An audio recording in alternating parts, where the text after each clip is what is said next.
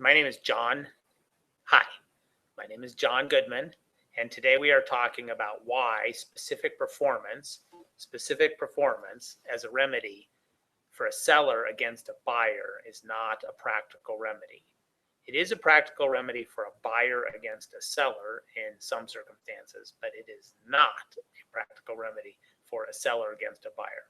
Okay, the first thing is to understand what specific performance means. And in doing so, we will contrast that with other remedies a seller might have.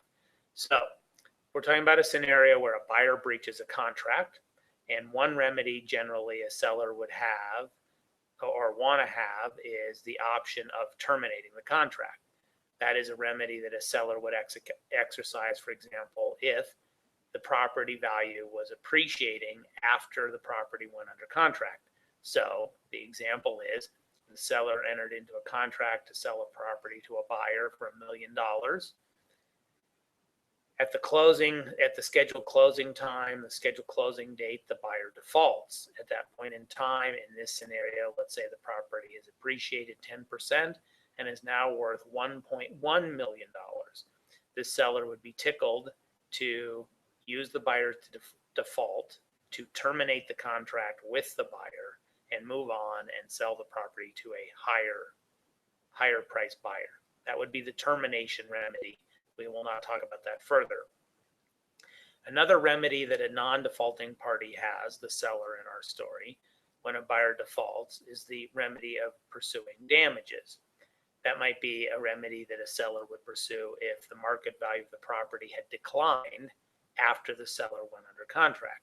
So, for example, the same buyer and the same seller have entered into a contract where the buyer is obligated to purchase the property for $1 million. The day before the closing date, without the buyer's default being excused by a contingency, the buyer has remorse and chooses not to close. The property has depreciated from the contract price of $1 million now to $900,000, and the seller would have to, the seller has monetary damages of $900,000. That is the money damages remedy that the seller could pursue against the buyer. And that is most likely the remedy that the seller would pursue against the buyer in light of the disadvantages of the specific performance remedy. Some contracts provide that when the buyer defaults in a real estate contract, the seller has the remedy of specific performance against the buyer. What that means is the seller can file a lawsuit with the goal of getting a court order compelling the buyer to close on the purchase of the property. You say, well, so what? If the buyer doesn't comply with that court order and close, what's the big deal? Well, there is a big deal. And the big deal is that judges don't like it when people fail to comply with the court's order. And if the buyer were to fail to comply with the court order compelling the buyer to purchase the property, if the buyer was to fail to comply with the specific performance order, then the buyer would be in contempt of court and could be thrown in jail. Sounds cool. Why am I telling you it's not practical? One of the reasons it's not practical is that oftentimes the reason buyers can't perform on a purchase of a property is because they cannot satisfy some precondition to closing, like they cannot raise the funds, they cannot get the loan, they cannot raise the down payment. And generally, when people are in jail, it does not make them more creditworthy, and throwing them in jail would not practically help for them to buy the property. A court isn't going to throw somebody in jail indefinitely because they can't buy the property. So specific performance is generally only a remedy against people who have the capital to purchase the property with their own funds. There's a second reason specific performance generally is not a practical remedy for a seller, and that is while the seller is pursuing that specific performance lawsuit, the seller has to keep the property off the market. What good does it do for the seller to sell the property to somebody else and seek a court order compelling the buyer, the defaulting buyer, to buy this property?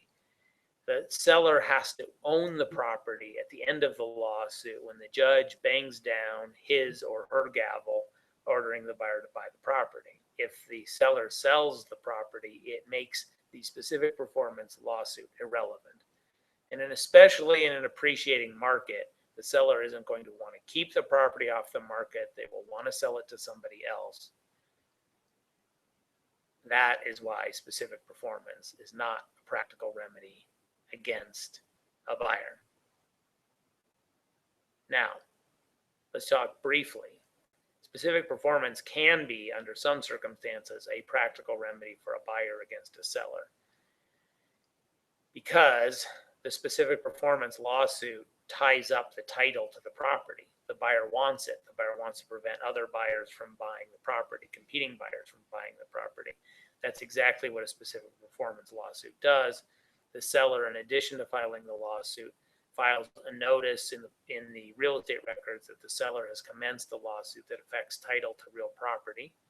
That notice is has a fancy Latin name, a lis pendens, and it does tie up the property for the benefit of the buyer. It hurts the seller. In an appreciating market, the buyer will reap the benefit of the appreciation if the buyer ultimately prevails in the lawsuit and later closes. The takeaway from this presentation is quite simply, specific performance is not generally a practical remedy for a seller against a buyer. The seller should not use the seller's negotiation clout to try and bargain for specific performance against a buyer.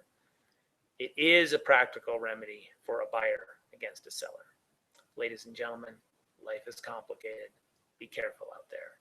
And for those of you who are in a state other than the state of Colorado, please consult a lawyer in your state about these things. Thank you very much for listening.